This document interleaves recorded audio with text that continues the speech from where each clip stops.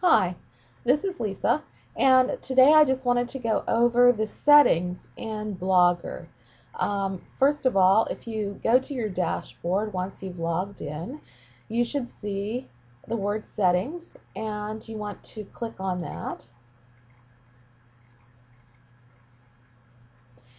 And that will take you to a variety of tabs. The first one is basic, and there you should see your title and you should see a description. If you were to put your blog out there trying to make money with it or so forth, your description might be important because you would need to include keywords that people would need to look up or type in when they're searching. But for right now, it can just be anything that you want it to be as far as your description goes. Add your blog to our listings. If you don't add it to the listings, you can still get to the blog, but it won't show up in searches. Let the search engine find your blog. Again, you can choose yes or no here. If you just want it for your class to use, you might want to choose no so that it's more private. And that way the search engines won't find it and other people won't find it unless you tell them the exact address. Show quick editing on your blog. Quick editing lets you just type in a few words and a title. I always put that yes. I don't always use quick editing, but at least it gives me that option. Show email post links. It lets your visitor easily email posts from your blog to their friends. I said no to this. It's up to you if you want to say yes to that. I think that the default is no. Adult content, obviously we want to say no to that one.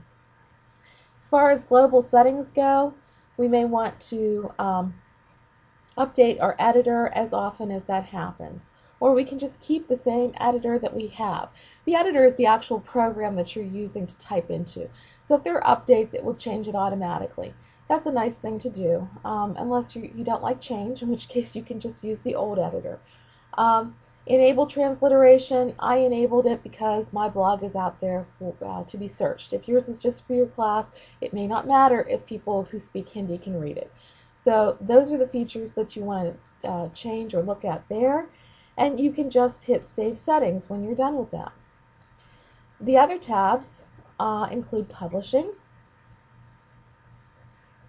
and on the Publishing tab, this is where you have your Blogspot address, and you may have noticed that if you put it, you can change it at any time too. You may have noticed whatever you put in there, if it was something that already existed, it would not let you have it because you're looking at addresses that are across the globe. So if you put in something simple like classroom, classroom is probably already taken. But for example, I used 21st Century Beam, it wasn't taken, and if you do change it, you will have to do that word verification. I do personally hate word verification, but what that does is it allows people not to spam into things. So, in other words, allow computers to make changes to things. So it's actually a security point. So one thing I didn't mention on publishing as we're going to the formatting tab was that if you had a domain name of your own, like www.mydomain.com, you could actually have your blog show up there. And you would do that in that customizing point. I don't think any of us are quite there yet. If we go to the formatting, we can change 7 posts on the main page. We can have different days. We can have different posts. We can change this to 500 posts, okay? So we can change it to however many we want. Since we have archiving set up, I think 7 posts is plenty. That gets you down through the page. But if you would like to change that to less or more, go ahead and do that. Date header format. You can change this to any of these formats.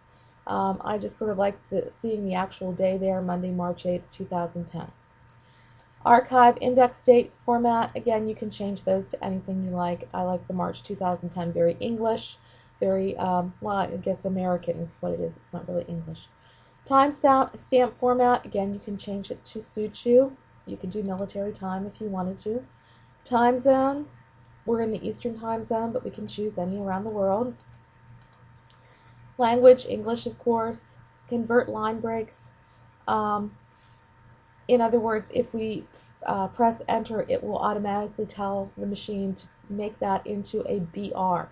This is an HTML tag. It's known as a break, and a BR tag will allow you to go down to the next line as opposed to just keeping on going in the to just constantly moving on and not going down to the next line. So it automatically puts in that HTML code so that it knows to go down. Show the title field, yes, we want that to be yes. Show link fields, this would add the option to include a related URL and podcasting and closure links with each of your posts. Again, probably not something we want to do right now, although if you're going to add certain links to your blog posts later, this might be something you want to change later on if you're going to link your posts to various resources that are out there on the web. Enable float alignment, allows image and text alignment options using the tags, the HTML tags. We want to say yes there. This is not complicated. It's just allowing you to put a picture in and move it around. Okay? It sounds more complicated than it is. And the post template is something that will appear each time you create a new post. I didn't put anything in there, but you could possibly put something in there that would let people know if they subscribe to your blog that there's a new post. We don't have a lot of subscribers yet, so that would be where we want to do that.